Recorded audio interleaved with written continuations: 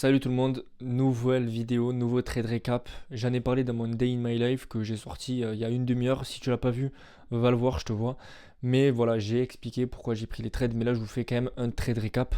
Si vous l'avez pas vu cette vidéo et si tu l'as pas vu, ben, je te conseille d'aller la voir. Donc, j'ai pris deux trades aujourd'hui, deux TP, ok. Et je vais condenser ça dans un seul trade récap. Je vais pas faire deux vidéos différentes. Donc, j'ai pris un achat DAX ce matin, une vente US 2000 cet après-midi. Les deux, ils ont TP en 5 minutes. C'est magnifique. Je vais te montrer l'analyse pourquoi j'ai décidé de prendre ces trades. Donc, sur le DAX, tu vois qu'on est extrêmement bullish. Je ne savais même pas. Le DAX, je le trade tous les jours. Et pour moi, on était plus baissier que ça. Alors, pour moi, c'est soutenu. Ça, c'est différent, mais c'est soutenu par les indices américains qui sont très haussiers. Pour moi, les fondamentaux européens n'ont rien à faire. Enfin, il n'y a aucun rapport au fait que ce soit extrêmement bullish comme ça. Donc après, why not, ça se fait supporter par l'Amérique. Tant mieux. Donc moi, du coup, dans une tendance comme ça, je ne me vois pas vendre. Voilà, je ne me vois pas vendre, je cherchais à acheter. Donc, quelles étaient mes confiances pour chercher à acheter? Donc, il y avait deux scénarios en préouverture. Moi, je regarde mes analyses, je les fais vraiment en 5 minutes. C'est ça l'avantage de rester sur des grandes unités de temps parce que je sais ce que je vais faire. Et comme je reste sur du 1 heure, ben, j'ai un setup toutes les heures potentiellement, en sachant que je traite que de 9 heures à 10h59, 11 heures. Donc, au moins, je sais que si j'ai pas de setup, ben, j'ai pas besoin d'aller sur les graphiques. Là, en l'occurrence, je savais que j'avais un setup. Pourquoi? Parce que donc deux scénarios possibles. Soit on regarde, on est bullish, en 4 heures on a un gap ici. Tu vois qu'on a un gap. Donc premier scénario, si à l'open on ouvrait directement en bas et qu'on prenait ce fair value gap et qu'on partait à la hausse, et j'aurais acheté à cet endroit-là, ok. C'est un peu ce qui s'est passé. Je vais te montrer après ce qui s'est passé sur le DAX aujourd'hui. Donc j'ai acheté ici sur le DAX parce qu'on a ouvert à la hausse. On avait fait une bougie à l'ouverture, elle était comme ça.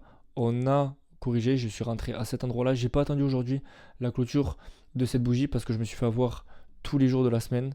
Regarde, 8 heures, j'ai attendu un pullback. Au final, on n'a jamais eu de pullback et j'aurais peut-être dû rentrer ici. Pareil ici, 8 heures, on n'a jamais pullback, on a directement tout explosé. Tu vois, je suis rentré là, c'est la même chose. Je suis rentré à cet endroit-là.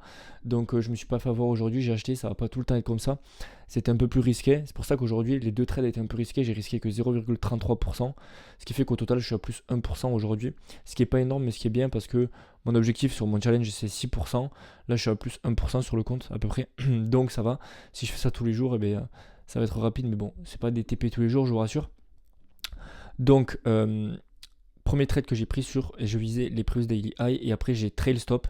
Ça veut dire quoi? Ça veut dire que comme on est sur les ATH et que pour moi le niveau à prendre c'était celui-là et qu'après il n'y avait rien, j'ai trail stop.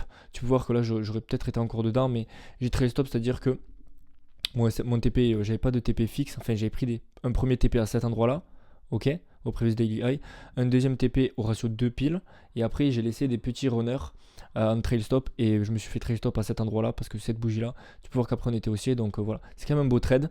Et ensuite, trade de l'après-midi sur l'US 2000, et je vais t'expliquer pourquoi j'ai pris le trade. Donc, si tu regardes, globalement, on est baissier. Si tu regardes les autres indices par rapport aux autres indices, encore le DAX, il est plutôt, il stagne, mais si tu regardes les autres indices, on est complètement haussier par rapport à lui.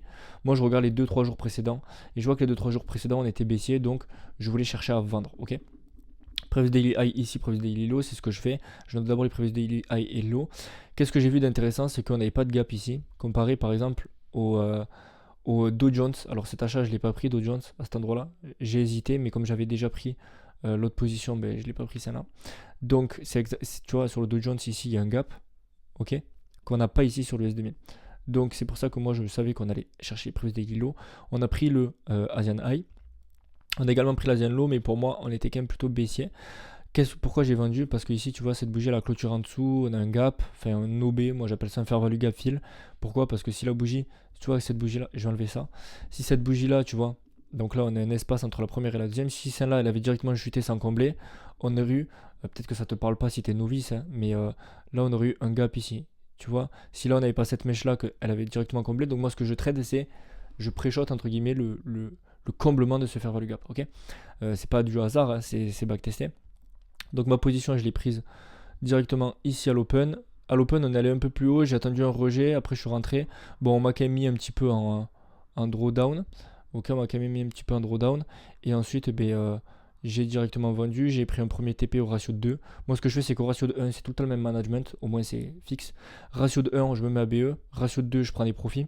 Et là c'était un cas spécial parce que j'étais persuadé qu'on allait prendre les prévisions daily low. J'étais persuadé, grosse conviction. Ce qui fait que j'ai laissé des runners, donc c'était à peine un quart de ma position, c'était rien. Ce qui fait que du coup, j'ai laissé des runners. J'aurais dû trail mon stop, je pense, parce que tu vois, cette mèche, on est arrivé jusque là et j'avais mon BE encore là. Ça veut dire que techniquement, quand la position est à cet endroit-là, c'est que je risque tout ça pour potentiellement gagner ça, tu vois. Donc c'est pas du tout cohérent. J'aurais dû trail mon stop, je le sais, c'est ce que j'ai fait ce matin sur le DAX. Mais j'étais tellement convaincu à cet endroit-là qu'on avait une énorme englobante baissière. Je me doutais pas qu'on allait ravaler tout. Mais du coup, je me suis fait BE sur les runners et après, tu vois qu'on allait les chercher. Donc ma conviction était bonne, mon biais était bon. Mais voilà, j'ai quand même fait 2 beaux trades aujourd'hui. 1% en risquant 0,33, c'est bien. Maintenant, ce qu'il faut apprendre, c'est à respecter son management pour éviter d'avoir des gros SL et des petits gains, dans le sens où il y en a beaucoup qui font cette erreur. Et je l'ai peut-être fait aujourd'hui. Non, la seule erreur aujourd'hui, c'est de ne pas avoir trail mon stop. Mais il y en a beaucoup qui font l'erreur de prendre des profits tellement tôt. Ils sont là, ils se disent je prends des profits, je prends des profits, je prends des profits. Au final, ça leur fait un trade qui respecte, ok. Mais enfin, admettons ça TP, tu prends pas un profit total, tu prends à peine une partie de ce que tu avais risqué du coup. Par exemple, si tu prends 500 de risque, 500 $, mais ratio de 3, normalement tu gagnes 1500, sauf que là au final, comme tu as pris des profits partout, tu as gagné 700, sauf que comme tu risques 500, et bien limite avec un SL, tu perds tout ce que tu as pris en ratio de 3, ce qui est pas normal. Donc voilà, il faut savoir prendre des gros gains et des petites pertes, c'est ce qu'on dit. Voilà, belle journée, je suis très content. En plus, on a une belle journée sur les cryptos également. Je suis exposé sur les cryptos. On a une belle journée pas très belle journée sur les actions. Mais voilà, je vous souhaite une très très belle fin de journée. Vous avez le Day in My Life à regarder. Si vous ne l'avez pas vu, n'hésitez pas à aller le voir. J'ai beaucoup de retours, ça plaît à beaucoup de gens. Et voilà, sur ce, je vous dis à demain pour une nouvelle vidéo, plusieurs nouvelles vidéos. Ciao.